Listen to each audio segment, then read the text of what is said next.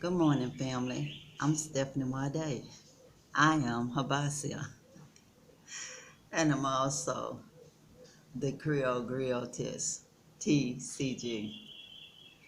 I'm sitting here on my front porch this morning having a little what? Wonjo juice with y'all.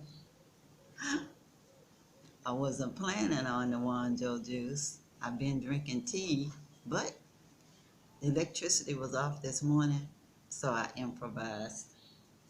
But you see, this is the kind of Wonjo juice I use.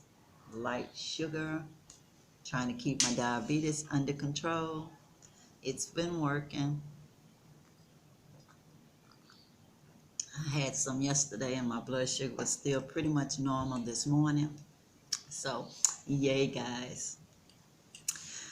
If this your first time coming on my channel, please subscribe.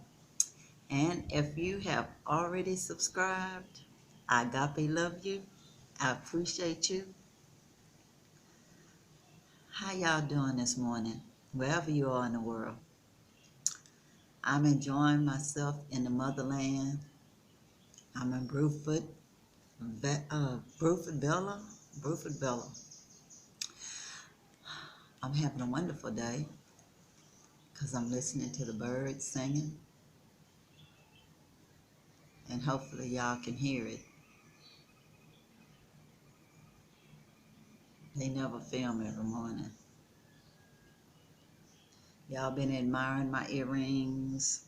This is coconut shell ones today, y'all. See, coconut shells. They are a Gambian local product. I got it at the was the batik market. It's like way in the back, and they actually make the batik there. They show you how they make it with wax resist and different natural dyes. Very interesting, and the fabrics are beautiful, guys. You can negotiate, but I'm telling you, I just enjoyed all of the stories of everybody. The lady that did these earrings from coconuts, she had all kinds of jewelry and everything else. Purses made out of coconut. I was just so excited about it. And she used the money to pay for her own kids to go to school. So that's what I do, y'all. Cooperative economics with my brothers and sisters. And I build relationships. I am not, I repeat, I am not here to start any businesses. Not at all. I'm here to encourage people to make their businesses better, to get to the next level. If it's any medical professionals out there that's in the diaspora and you want to come home to help your people, that's wonderful. That's for the young people to do. You know, I would love to have some wonderful health care over here. So when I go to the hospital or the clinic, as they say, God forbid, that it be somebody there that has their skill level. So anyway, guys, some of you have been asking about my outfits. Well, let me show you this one.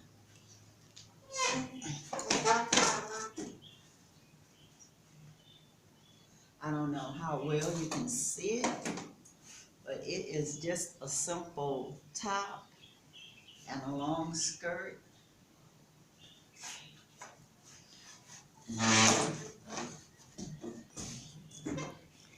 Yes, it was made for me in Tanzania when I was there with a group. Say hi, in fact. Say hi from Houston, Texas. Shout out to Say Hi.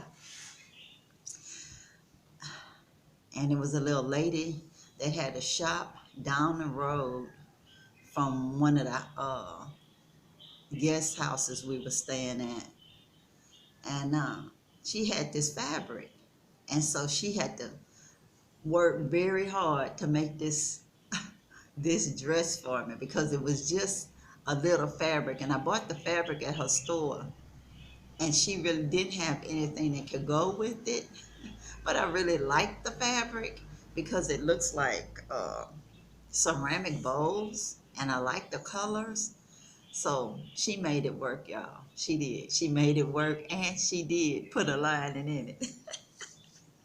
Her prices were very reasonable, and it fits me. It's just so hard to find ready-made clothes in my style anyway, less on my size, because the way I'm built, the bottom is wide, and I will prefer to have them made by my sisters and the brothers in the motherland. Let's say that, because I can afford them, and they're the best for my body. I'm not talking about nobody else. I'm talking about for me. So I've been getting my clothes made for years and years, and I just keep them. I don't believe in getting rid of my clothes. I just take good care of them, and I wear them for years and years. You know, this one is, it's been a long time since it was made. I hope you guys have been reading. Remember, I told you about these books the other day, but I actually did read this one. It was Mommy Wata and the Monster by Veronique Tadjo. I'm not going to read the book to you guys, but I'll tell you what,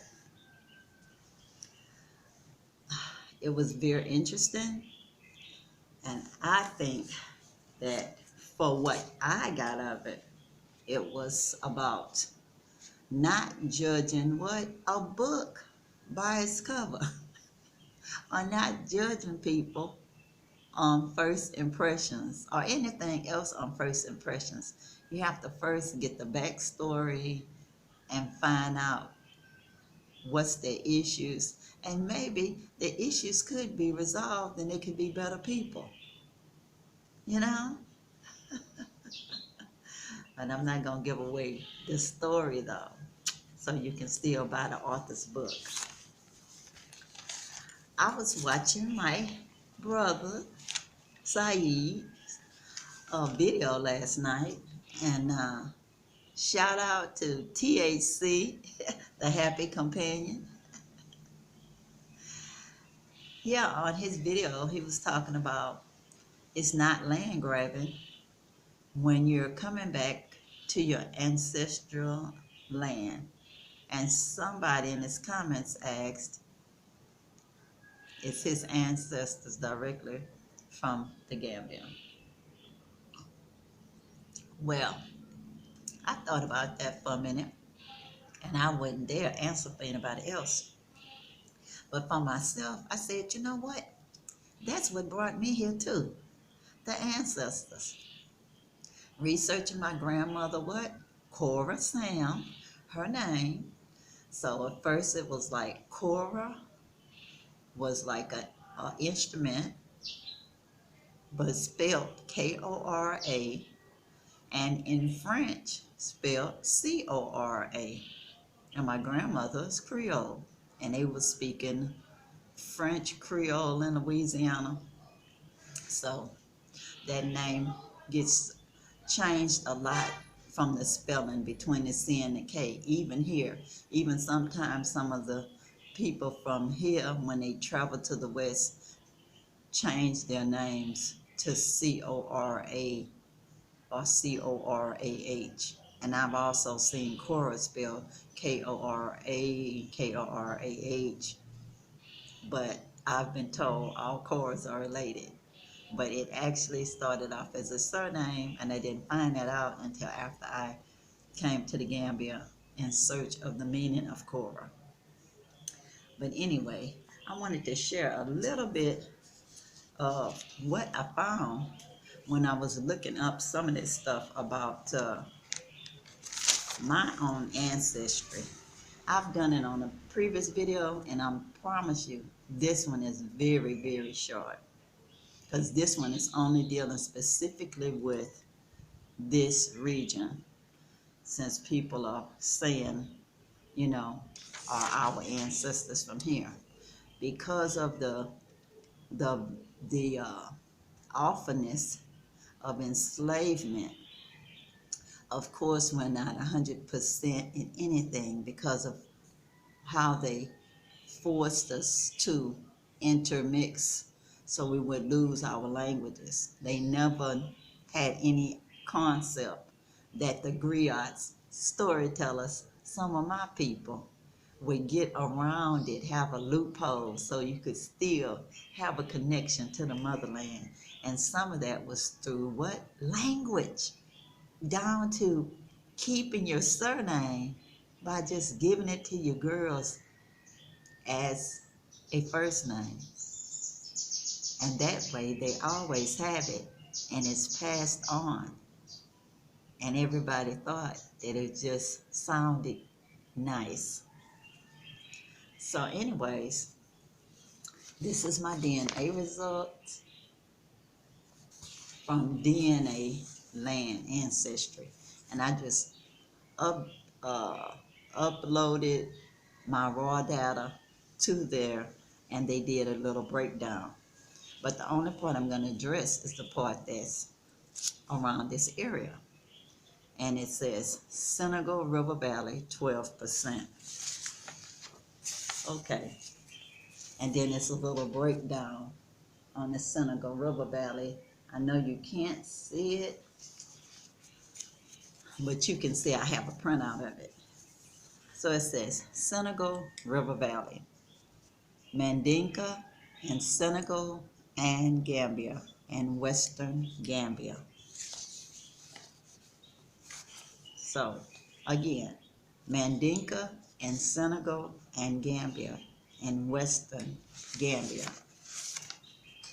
And then on my 23andMe ancestry composition,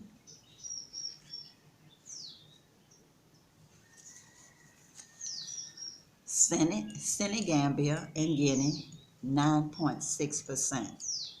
Senegambia and Guinea, 9.6%. So that's still pretty darn good, 12% and 9.6%.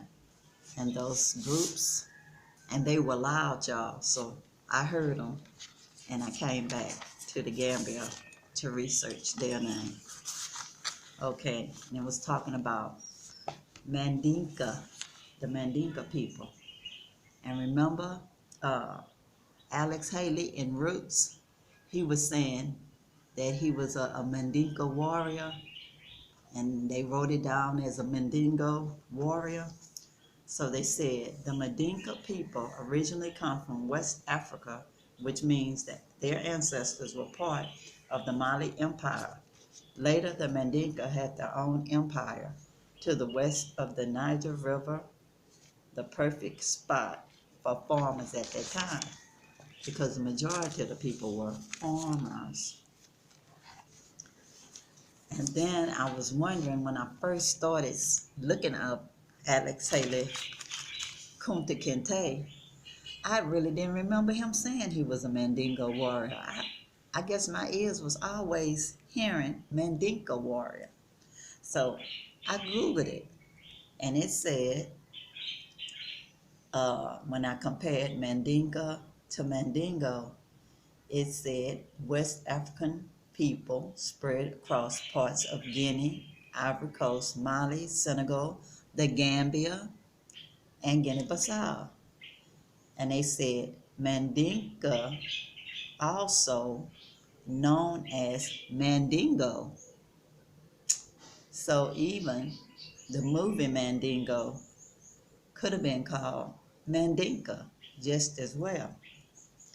And they said it's also called Malinke. So like Alex Haley's ancestors, they were storytellers. He's a storyteller. They were Mandinka. Mines were Mandinka. I'm a storyteller. A lot of similarities, huh, guys? So anyway, it's so interesting when you think of ancestry and how it leads you around. I think it teaches us a lot of things if we're just willing to listen. And I'm so glad for the DNA because it reminds me of breadcrumbs that lead you back to the motherland. Nice breadcrumbs that the birds didn't eat this time. So it meant I must have picked up those breadcrumbs quickly enough as I was hearing them. I was answering the call that took me here. So I hope you do some research on your family history. I'm sure it's somebody in a family who actually has an African retention name. Just ask somebody that's one of your elders if they remember somebody in your family. Maybe you had some Coras in your family, or whoever else. Just research the names, of your older relatives, you know?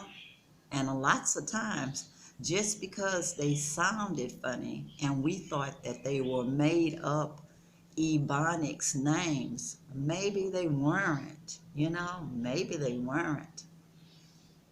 And I was just so, overwhelmed hearing the history of the Gullah Geechee people, because I thought they were the only ones in the United States who held on to their African culture so dearly, and that's because they were isolated on those islands, and the people didn't want to go over there and stay because of the malaria, and so they just did they rice farming and produced the rice and pretty much were able to stay isolated from, let's say, the rest of the folks. So their DNA is pretty clean. And their history has lots of African retentions. I claim that my father must be Gullah Geechee because my cousin Lyle is almost the percentage of my son, and my son's father is 100% Nigerian because he's straight out of Nigeria and just caught a plane to get here, that's all. He went to school here. But anyway, guys, if you search hard enough, you may find out you have lots of African retentions that you didn't even think about. Like I said, just because the name sounded funny didn't mean that they were not uh, straight out of Africa, really. Could have been somebody's surname that they gave to their child as a first name. And because it was so dangerous for people to even pass their history down, after a while, I'm sure they quit telling the story. Not everybody is as fortunate as Alex Haley's family and some of the other families that actually kept doing that old tradition, passing it down. But some of them, after a while, didn't know why they were naming their children the names. Like my grandmother, who didn't even believe she was African at all, just thought she was, quote, Indian, just Indian. That her very name, Cora, and her twin sister, Corrine, guys, Corrine. So it was double Cora. And what was I researching? Cora. And Cora and Corrine is pretty much the same thing. It was still just another version of Cora. So that Griot and my family was working overtime trying to help us to remember and get back to our roots. So we made it back. We are working on being on the land permanently so our next generations can come here and stay as long as they want, or come and visit whenever they want, stay as long as they want, interact with their brothers and sisters here. Yeah, y'all, they're our brothers and sisters. They interact with the brothers and sisters that's here that came from the diaspora. that have similar backgrounds as us, that were descendants of the people that were taken away against their will, versus the people that left voluntarily to seek a better life.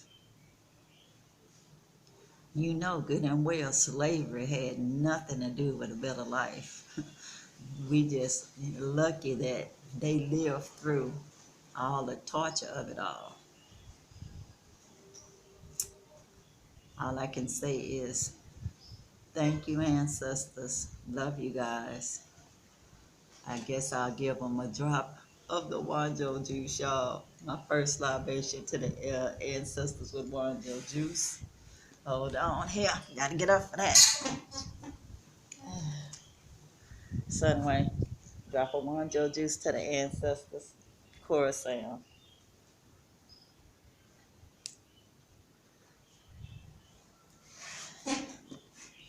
That's probably her first Wonjo juice.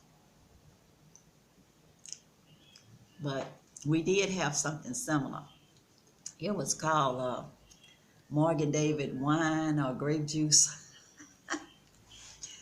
Morgan David wine or grape juice. But this is non-alcoholic, y'all.